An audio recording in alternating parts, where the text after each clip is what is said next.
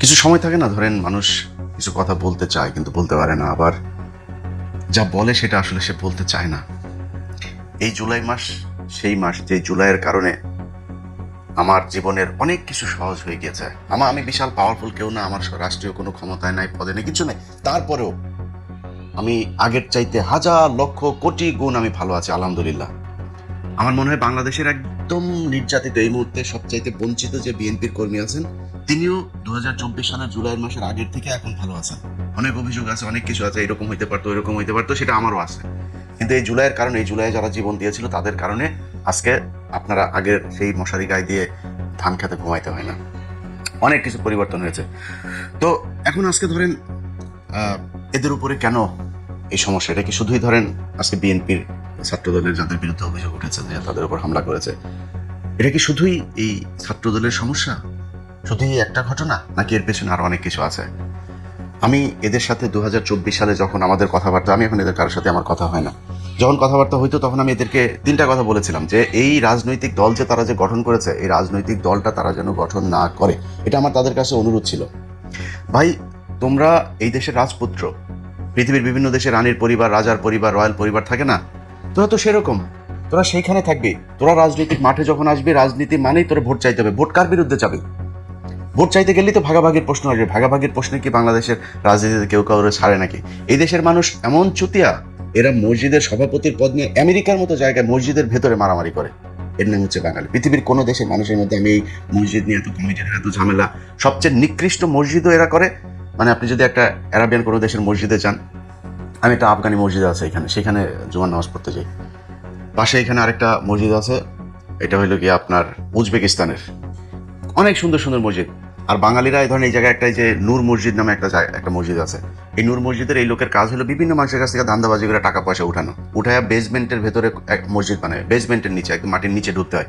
মসজিদ বানানোটা মূল টার্গেট না, টার্গেট হলো টাকা পয়সা হাতে নেওয়া। মিডল ইস্টের বিভিন্ন দেশের কাছ থেকে, প্রবাসীদের কাছ থেকেও টাকা তোলায়। আপনাদেরকে বলে রাখলাম, এই যে নূর ফাউন্ডেশন নামে আমেরিকার একটা ফাউন্ডেশন আছে, এটা হলো বাটপার একটা। এখানে এই বাটপারে কেউ টাকা পয়সা দিবেন না। তো এগুলো বাংলাদেশের মানুষ করে। অপ্রাসঙ্গিক কথা একটা বলে ফেলেন। তো ধরেন আপনি রয়্যাল ফ্যামিলিতে থাকতে পারতেন, আপনার সেই থাকতে পারতো, আপনি কেন নিয়ে রাজনীতিতে গেলেন? রাজনীতিতে যাওয়ার আগে আপনার কিছু কাজ ছিল, সেই কাজগুলো আপনাদেরকে করতে বলেছিলাম, আপনারা করেন নাই।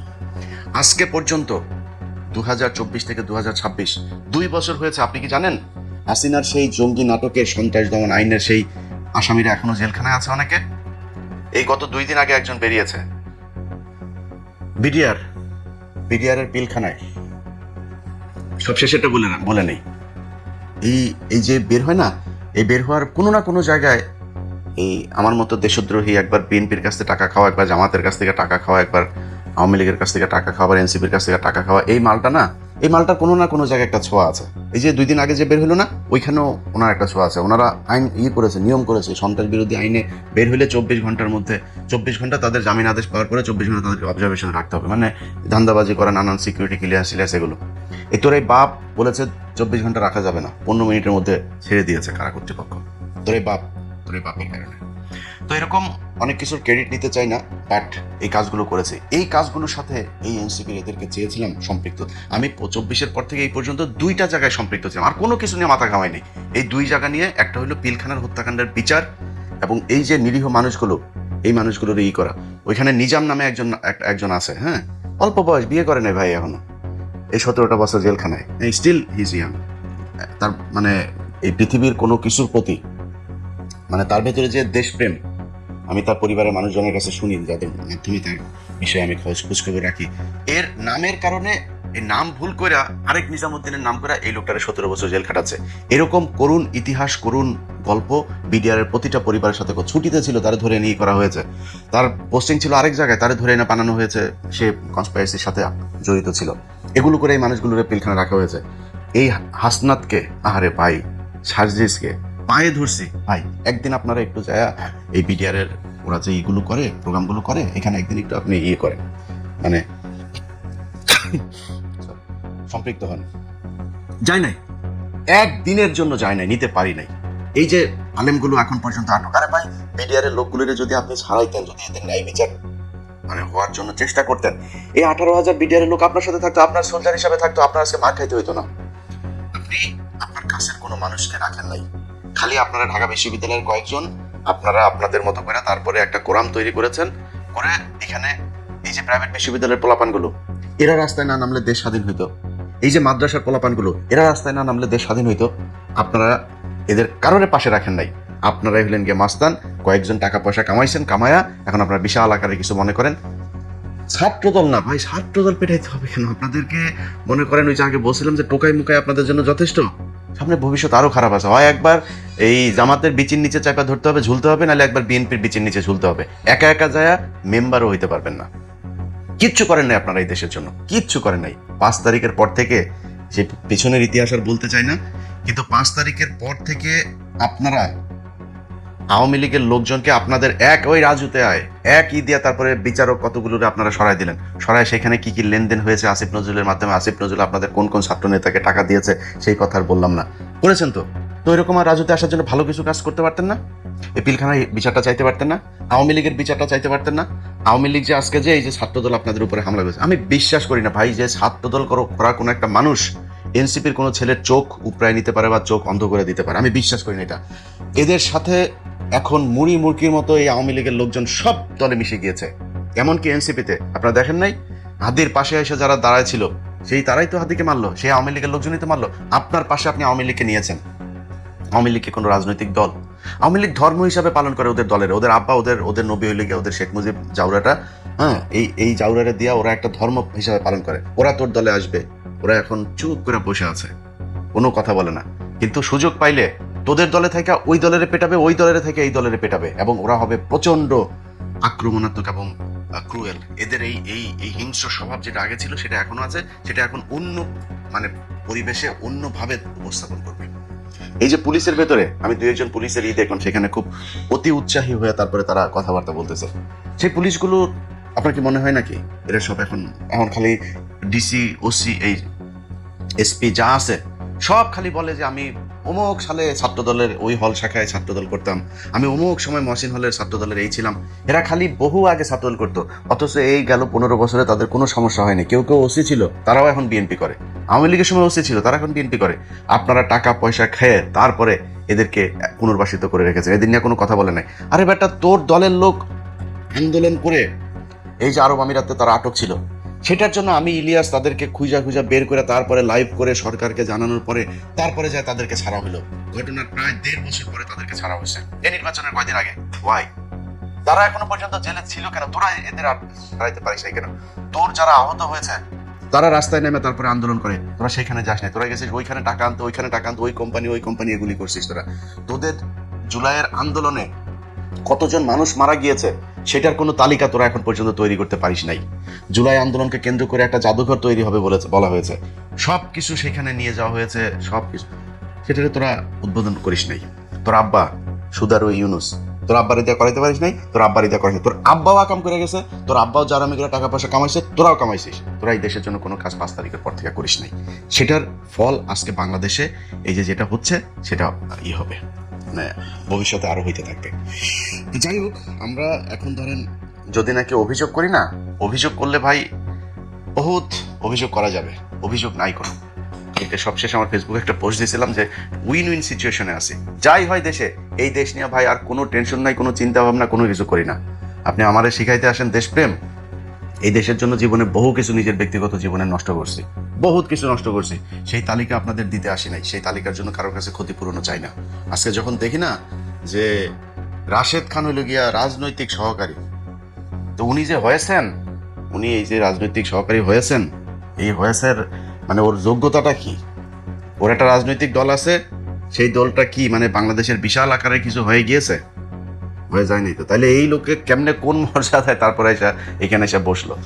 ওই আরো আছে কিছু যেগুলির ব্যাপারে দেখি, এগুলো রাজনৈতিক অবস্থাটা যখন এরকম দেখি তখন টেনশন হয় যে শালা মানে আসলে কি দেশটা ঠিকবে কিনা, এই দেশটা মানে ভবিষ্যৎ কয়দিন টিকতে পারে, এটা নিয়ে যথেষ্ট আশঙ্কা আছে। আজকে দেখেন এই যে এক মহিলা স্কুলের সামনে সে নেচে একটা গান গেয়েছে, তারা নিয়ে নাকি ব্যাপক ট্রল হয়েছে। ট্রলের কোনো ভিডিও আমি চোখে দেখি নাই, অথচ তাকে ট্রল হয়েছে, সেই প্রতিবাদ চারিদিক থেকে একই সাথে সব পত্রিকা, সব প্রথম আলো, ডেইলি স্টার সহ সুশীলরা, এবং যে সুশীলরা এখন নেমেছে সেই আওয়ামী লীগের চিহ্নিত সুশীল। এই দেশে নাকি বিশাল আকার একটা মেয়ে, তার তো আমি তার যে গানের সাথে তার যে ভিডিওটা, সেই ভিডিওটা আমি দেখেছি। এই ভিডিওটা যে বিশাল আকারের, মানে খুব নেকেড, মানে পোশাক পরে তারপরে এগুলো করেছে, হ্যাঁ, এরকম না। এই দেশে বহু বহু মহিলারা আছে যারা ধরেন চলাফেরা করে হইলো মিয়া খলিফার মতো, জামাই চাই হইলো আল্লাহর খলিফার মতো, এরকম মহিলা আছে না? তো এই মহিলা আমি মনে করি তার চেয়েও ভালো, কোনো কিছুই ছিল না। অথচ সেটা নিয়ে বলে ব্যাপক ট্রোল হয়েছে। আরে ভাই, আমরা তো বাংলাদেশের এই পরিস্থিতি তো দেখি, বাংলাদেশের মেয়েরা এখন যেভাবে চলাফেরা করে, আমি তো মানে ওয়েস্টের সাথে মিল পাই। বিশাল ইমপ্রুভ হয়েছে এই দেশের।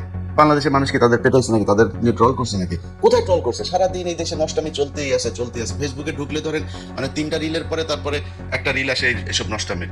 তো এগুলো তো আমরা দেখি, হচ্ছে তো সারা দেশে। কোনো সমস্যা আছে, প্রতিক্রিয়া আছে। কিন্তু মিডিয়া এবং এই আওয়ামী লীগের কিছু লোকজন, এই ইন্ডিয়ান টাকায় যারা চলে কিছু লোকজন মিলে একটা এনভায়রনমেন্ট তৈরি করলো, দেশে নাকি ব্যাপক সমস্যা হচ্ছে, এটা নিয়ে নাকি ব্যাপক ট্রল হয়েছে, এই দেশ হলো আফগানিস্তান হয়ে গিয়েছে। এটা করার কারণ কি? এটা কিন্তু মানে ফানি জিনিস না। এই যে ববি হাজ্জাজ দেখেন না, ববি হাজ্জাজ পর্যন্ত এটার দিয়েছে। ববি হাজ্জাজ কিটা, ওর বাপ কিটা, কাদের হয়ে কাজ করতে আমরা জানি না। এগুলি এই ইন্ডিয়ান চরগুলোরও এখানে বসে এখন সে করেছে যে আপনার সব স্কুল কলেজে নাচের গানের শিক্ষক দিতে হবে। কয়েকদিন আগে এই শিক্ষক দিতে চেয়েছিল। শিক্ষক দিতে চাওয়ার পরে আমি নিজে কমপ্লেন করেছি এটা নিয়ে, আমি নিজে শিক্ষামন্ত্রীকে কমপ্লেন করেছি। তারপর এটা হয়েছে, সেই শিক্ষক নিয়োগের ওইটা বাতিল হয়েছে, সেই প্রকল্পটা। এখন নতুন করে এইটা দিয়ে আবার ফের এই ববি হাজ্জাজ এটা উঠাইতে চাচ্ছে। এর আগে ববি হাজ্জাজ শিক্ষামন্ত্রীর কাছে ফেল করেছে না, এখন আবার নতুন করে দিবে। এই দেশের মানুষের প্রতি স্কুলে গানের শিক্ষক আর নাচের শিক্ষকের দরকার নেই। সরকারের এত টাকাও নাই, দেশের মানুষের দরকার নেই। গান শিখবা না শিখবা, পুটকিটা উদাম করে নাচো গিয়া যায়, তোমার না করে নাই তো কেউ। মানুষ টিকিট দিয়ে তোমার সিনেমা দেখতে যাবে, পরিমণি করে না, আপনি করেন কেউ বলে স্কুলে কলেজে সবাইকে আপনি নাচের স্কুল করবেন, এটা বাংলাদেশের সংস্কৃতি নেই, এত দরকার নেই। এইটা একটা। আরেকটা জিনিস হলো, আপনি ট্রল করেন আর না করেন, খবর কিন্তু প্রথম আলো, ডেইলি স্টার সহ সব পত্রিকায় চলে গিয়েছে। এই পত্রিকা কিন্তু আবার পাঠানো হয় বাই ম্যানুয়ালি আপনার বিভিন্ন এই দূতাবাসগুলোতে। বিদেশি দূতাবাসরা কি দেখছে, বাংলাদেশ হইলো তারেক রহমানের নেতৃত্বে আফগানিস্তান হয়ে গেল, এখানে একটা মেয়ে এইভাবে শিক্ষিকা, সে নাচতে পারে না। খবরটা কিন্তু এইটা হয়েছে। এত সিলি ভাবে নেওয়ার কিছু নাই। আস্তে আস্তে আস্তে আস্তে আস্তে আস্তেই কিন্তু সেই 2005-06 সালে বিদেশিরা সবাই বাংলাদেশকে জঙ্গি রাষ্ট্র হিসাবে, এবং সেটার জন্য কিন্তু 15 বছর ছিলেন। খুব হিসাব করে কথাবার্তা বলেন, হিসাব করে কাজকর্ম করেন, কি করতে হবে সেটা খুব হিসাব করে করেন। এত দায়িত্ব ভাই আমাদের ঘাড়ে আসে না। সব জিনিস নিয়ে সারাদিন আমরা এটারে নিয়ে করব, আর আপনারা মজায় মজায় তারপরে খাবেন বসে বসে, অত আসলে জাস্ট খালি সোশ্যাল মিডিয়াতে ভাই টিকা আছি। এতদিন বলেন নাই গেল 15 বছর ভিউ ব্যবসা করছি। ভিউ ব্যবসা আসলে কোনোদিনও করি না। ভিউ ব্যবসা করলে ভাই বহুত কথা, ভাই কত 5-6 দিন ভিডিও টিডিও দেই নাই, প্রতিদিন ভিডিও দেওয়া যায়। হ্যাঁ, প্রচুর ইস্যু আছে, দেওয়া উচিত, দিতে ইচ্ছা করে না, বুঝছেন। ভিউ ব্যবসা করলে প্রয়োজনের বাইরেও বহু ভিডিও টিডিও দেওয়া যায়, টাকা পয়সা আসবে, কিন্তু প্রচুর টাকা আসবে। তো যাই হোক ভাই, যে কথাটা বলতে আজকে মূলত ভিডিওটা করতে এসেছিলাম, এনসিপির ভাইয়েরা সময় আছে এখনো। রাজনীতি বাদ দিয়া আপনারা বাংলাদেশে আমরা যারা দেশের এই আওয়ামী মুক্ত করতে চেয়েছি, ইন্ডিয়া মুক্ত করতে চেয়েছি, আমরা কোথায় গিয়েছি? আমরা 32 নম্বরে গিয়েছি। আপনারা সেটাকে নাম দিয়েছেন মব। প্রথম আলোর ঘটনায়, প্রথম আলো কারা আমরা জানি না। প্রথম আলো এই দেশে গুমের সাথে জড়িত, একদম সরাসরি গুম কমিশনের রিপোর্ট আছে তাদের বিরুদ্ধে, সেগুলোর কোনো ব্যবস্থা নেওয়া হয় না। কারণ প্রথম আলোর পেছনে সরকার আছে, প্রথম আলোর কাছে অনেকের নিচের অঙ্গের ভিডিও টিডিও আছে, সেগুলো দিয়ে আপনাদেরকে ব্ল্যাকমেল করে রাখে। ব্ল্যাকমেল আমরাও চাইলে করতে পারি, কিন্তু আমরা কিন্তু খারাপ কাজে ব্ল্যাকমেল করি না কোনোদিন।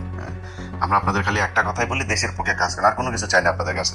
সেই প্রথম আলোর ঘটনায়, প্রথম আলো যখন কয়েলের আগুনে যখন পুড়ে গেল, তারপরে সুশীল সেজে আপনারা প্রথম আলোর পক্ষে দাঁড়াইলেন। প্রথম আলো, ডেইলি স্টারের যে পোলাপানগুলো আটক হলো, তাদের খবরও নেই, তাদের পাশেও থাকেন নাই। অথচ এই ছেলেগুলো আপনাদের জুলাইতে আপনাদের পাশে ছিল। এরা কিন্তু এক একটা মানে শুধু যোদ্ধা না, এরা বাংলাদেশের ইতিহাসের নক্ষত্র।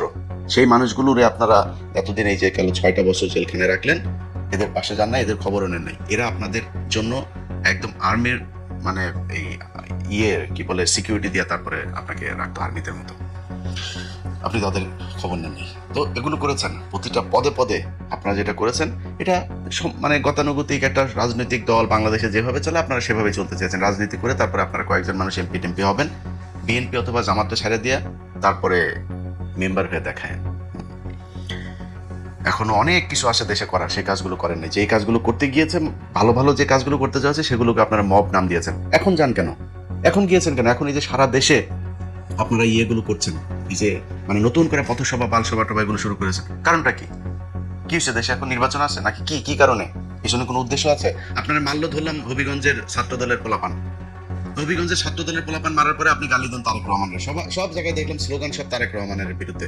তারেক রহমান আপনারা কি করছে? আপনি তারেক রহমানের খেপায় কি করতে চান? আপনি বিশাল পাওয়ারফুল হয়ে গেছেন, পুলিশে প্যাদানি দিলে দাঁড়াইতে পারবেন আপনারা? এটা আমরা জানি না। ডিবি ধরে নিয়ে যাওয়ার পরে কি বলছিলেন আপনারা মনে নেই? আমাদের এই আন্দোলন, রাজনৈতিক আন্দোলন, আমরা শুধু কোটা নিয়ে আর কেউ নাই, আন্দোলন স্থগিত করে ফেলেছিলেন, মনে নেই আমাদের?